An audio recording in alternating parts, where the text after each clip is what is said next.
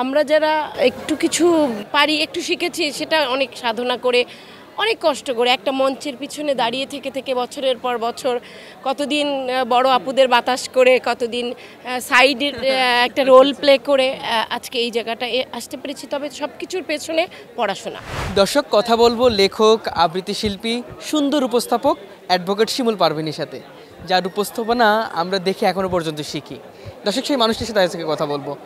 আসসালামু আলাইকুম, কেমন আছেন? অনেক ভালো আছি। এত সুন্দর করে পরিচয় করে দিলে তো অনেক ভালোই লাগে। ধন্যবাদ। আমার একুশে গ্রন্থমেলা আপনার সাথে দেখা হবে ভাবিনি, দেখা যেহেতু হয়ে গেল, একটু কথা বলি। কেমন আছেন? খুবই ভালো আছি। আর দেশের পত্রের সবাইকে আমি জানাচ্ছি অনেক অনেক শুভেচ্ছা, শুভকামনা। এবার অমর একুশে গ্রন্থমেলায় কি কি বই আপনার আছে, পাশাপাশি কয়টা পর্যন্ত বই লেখা হয়েছে আপনার? এই যাবৎকাল 54টা বই বের হয়ে গেছে। 54টা বই লিখেছেন? হ্যাঁ, এটা 55 এসেছে। আমি আছি কথা প্রকাশে। কথা প্রকাশ থেকে আবৃত্তি শিলন, এটি আবৃত্তির প্রশিক্ষণমূলক বই, বিশাল মোটা একটা বই। এটা প্রায় 14 ফরমার মতো হবে।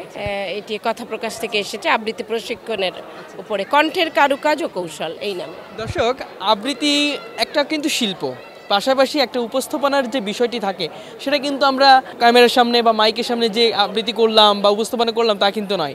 সেটা করতে হলে এই যে অ্যাডভোকেট শিমুল পারভীন, আমার খুব শ্রদ্ধেয় একজন মানুষ, শিমুল আপু বলে আমরা ডাকি, আসলে তার কাছ থেকে শিখলে আমার মনে হয় অন্যরকম লেভেলে আসলে যাওয়া যায়।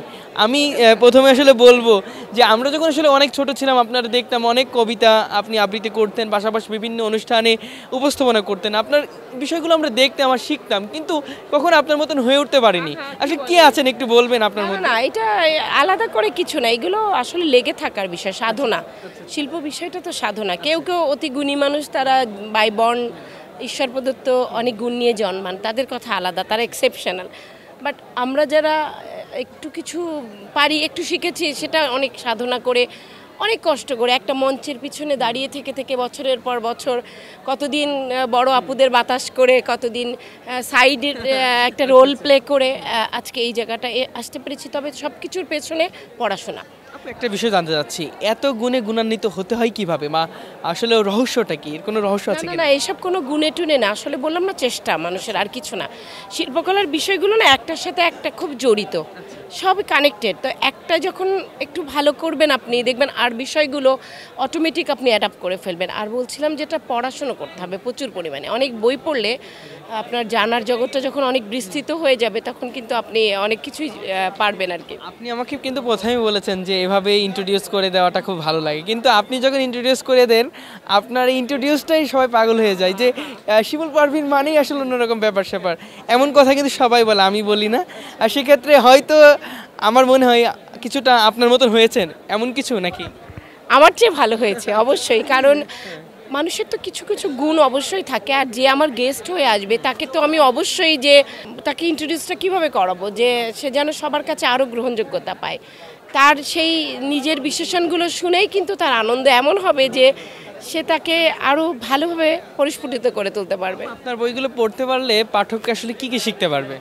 এই বইটিতে তো অনেক কিছুই শেখার আছে। আবৃত্তি শিলন, কণ্ঠের কারুকার্য কৌশল, আবৃত্তির পুরো নিয়মকানুন আছে, মেডিটেশন, কিভাবে আমরা উচ্চারণ করব, কোন অঞ্চলের উচ্চারণ কেমন, এবং বিষয়ভিত্তিক এখানে প্রায় 200 কবিতা আছে, যেগুলো আবৃত্তি প্রশিক্ষণ যারা নেবে তাদের জন্য সহায়ক।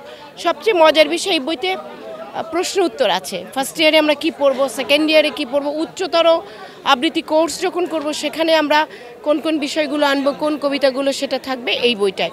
আর আমার আরও 2টো বই আসবে, এখান থেকে আসবে পরিবর্তনের স্রোতে যায় ভেসে, সেটি 60টি কবিতা আছে, সবগুলো বিষয়ভিত্তিক। যেমন ভালোবাসা, প্রকৃতি, দুঃখ, আনন্দ, অপেক্ষা, বিরহ, পুরুষ, নারী, পরিবর্তন, আনন্দ, এরকম খুব সুন্দর করে সেখানে 60টা কবিতা আসবে।